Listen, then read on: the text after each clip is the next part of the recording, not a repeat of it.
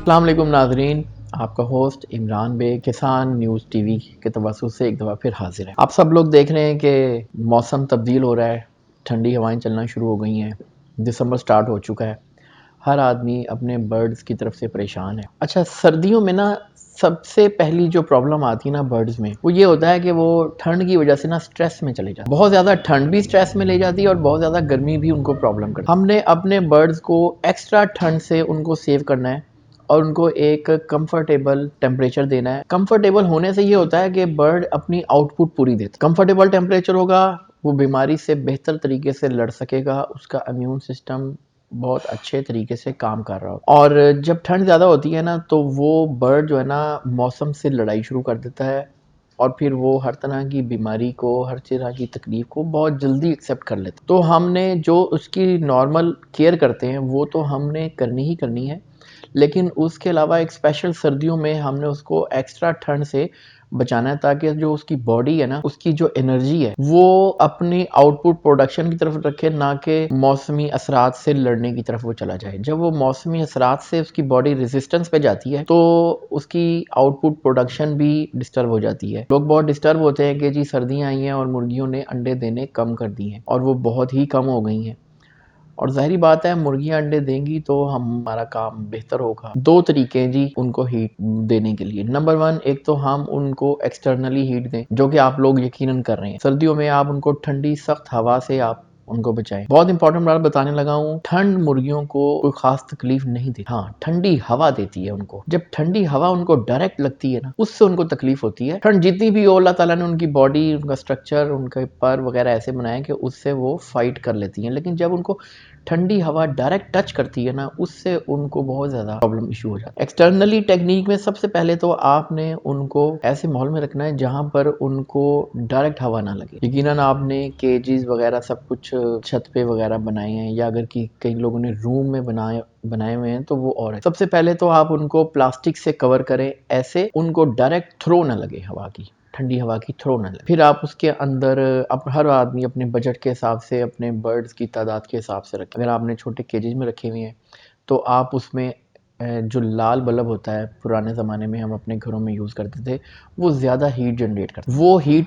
वो आप हीट के लिए यूज़ करें, प्लस उसको शॉपर से उसको कवर करें। उससे ये होगा कि जो हवा की थ्रो है वो मिनिमम हो जाएगी, और जो ठंड होती है, ठंड को किल करेगा वो बल्ब, जो कि उसको अंदर हीट जनरेट करेगा। बाज़ औक़ात हीट इतनी ज़्यादा हो जाती है, हमें फील नहीं होता, लेकिन उससे डिस्टर्बेंस शुरू हो जाती है, तो आपने हल्की सी वेंटिलेशन भी उसमें रखनी है। जिन लोगों के एक रूम के बराबर शेड है, वो तो उसकी खिड़कियों को और दरवाज़ों को टोटल जो है ना, वो शॉपर से उसको बंद कर दें। बिल्कुल जितना मैक्सिमम वो बंद कर सकते हैं उसको वो बंद कर दें। और फिर उसके अंदर आप, ये चाइना से हीटर आते हैं, बहुत अच्छे होते हैं, बहुत इफ़ेक्टिव होते हैं। वो बिजली प्लस गैस पर चलते हैं, उस पे आप उसको मेंटेन करें। वो बहुत ही आराम से आपको 30 का टेम्परेचर, 28 का टेम्परेचर, जो कि बहुत ही कंफर्टेबल होता है, वो आपको प्रोवाइड कर रहे होंगे। उससे ये होगा कि जो भी मुर्गी फीड लेगी ना, वो अपनी एनर्जी, वो अपनी प्रोडक्शन पर देगी, ना कि वो मौसमी असरात से लड़ने में वो खर्च करे। पहला स्टेप हवा की थ्रो आपने रोक ली। दूसरा स्टेप, अब आपने अंदर कोई हीटर लगाना है, तो वो आपने सिर्फ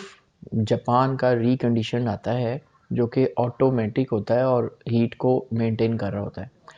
उसमें किसी किस्म की ना कोई धुआं, कोई गैस वगैरह का इस्तेमाल नहीं होता। अगर गैस बंद भी हो जाए तो वो ऑटो ऑफ हो जाता है, अंदर जमा नहीं होती गैस। किसी किस्म का कोई कोयले का इस्तेमाल नहीं करना, कोई लकड़ी का इस्तेमाल नहीं करना। उससे धुआं और ऐसे धुएँ में ऐसी चीज़ें पैदा होती हैं जो कि मुर्गियों के लिए ज़हर, और उसमें मोर्टेलिटी हो जाती है। धुआं तो बिल्कुल भी, ये आपने मेंटेन करना है। अब दूसरा, इंटरनली हम उनको कैसे हीट दे सकते हैं, और मेरे ख्याल में वो बहुत ही अच्छा और आसान तरीका ये है कि अब सर्दियाँ आई हैं तो साथ ही हमारे फिश जो है वो भी हमें अवेलेबल है। आप कहीं भी मार्केट से मछली के सिरे, जो कि 50-60 रुपए किलो मिल जाते हैं, और 1 किलो में तकरीबन 6, 7, 8 सिरे होते हैं। आपने उन सिरों को अपनी तादाद के मुनासिबत से उसको लेना है और आपने उसको पानी में उबाल देना है। समझ लें आपने यखनी बना ली। अब आप उस यखनी के पानी में आप मुख्तलिफ चीज़ें भी डाल सकते हैं, दालचीनी भी डाल सकते हैं, आप उसमें अदरक भी डाल सकते हैं, आप इस तरह की जो है ना आप चीज़ें डालें। लेकिन जो यखनी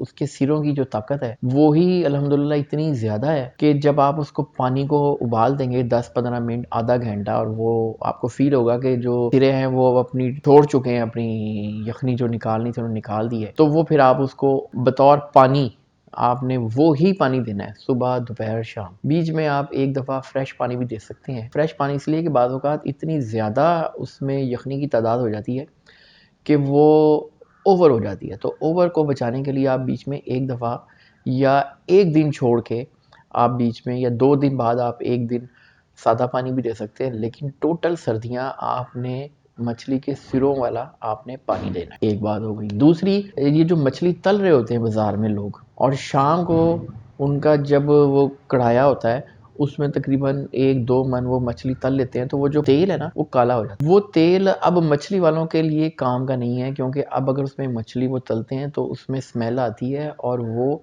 डार्किश मछली हो जाती है, जिसको कि वो लाइक नहीं करते। तो वो फौरी तौर पे अपना तेल चेंज कर देते हैं। ऐसे लोगों से आप वो तेल खरीदें, वो सस्ता दे देते हैं, 100 रुपए किलो वो आपको दे देते हैं। वो तेल आपके लिए सोना है। उस तेल को आपने ज़ाहिर है वो थोड़ा जम जाता है, आप उस तेल को थोड़ा सा गर्म करना है। जब वो थोड़ा सा मेल्ट हो जाए तो आपने वो लेसदार होगा, वो ऐसे जैसे कि ग्रीस है या बहुत गाढ़ा होगा, आपने उसको फीड के ऊपर छिड़क देना और फीड को मिक्सअप कर, तो वो फीड जो है ना वो उस तेल को जज़ब कर लेगी। समझ लें कि वो जो तेल है वो मछली है, वो आप फीड में मिक्स करके आप दें उनको, और आप देखें कि आपका बर्ड सख्त सर्दी में ऐसा एक्टिव, होशियार, अलर्ट और बीमारी से लड़ने के लिए पूरा तैयार बैठा होगा। आपको किसी किस्म की कोई दवाई, कोई बीमारी का मुकाबला नहीं होगा, जो ये 2 काम कर लेंगे। पानी में मछली के सिरों की यखनी देनी है, और फीड में मछली तली हुई का जो तेल है, वो जो तेल है ना, जो आप 1 किलो तेल लेंगे ना,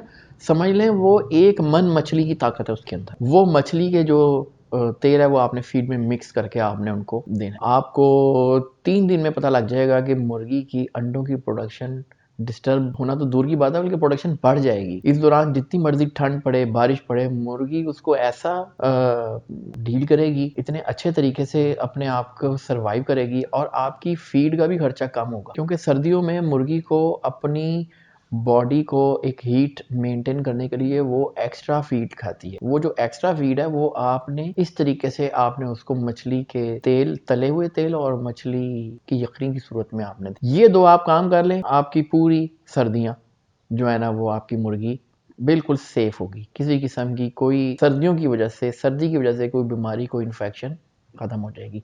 और बकाया जो आपकी एहतियाती वैक्सीन का शेड्यूल मैंने आपको बताया, वो आप शेड्यूल अपना उस तरीके से जारी रखें, और बीच में पानी में अदरक का इस्तेमाल करें, लहसुन का आप इस्तेमाल करें, जो उनके इम्यून सिस्टम को स्ट्रॉन्ग करेगा। और आप इस मौसम में आप देखेंगे कि आपकी मुर्गियाँ इन 2 चीज़ों की वजह से बेहतरीन तरीके से सर्दियों को रेजिस्ट करेंगी।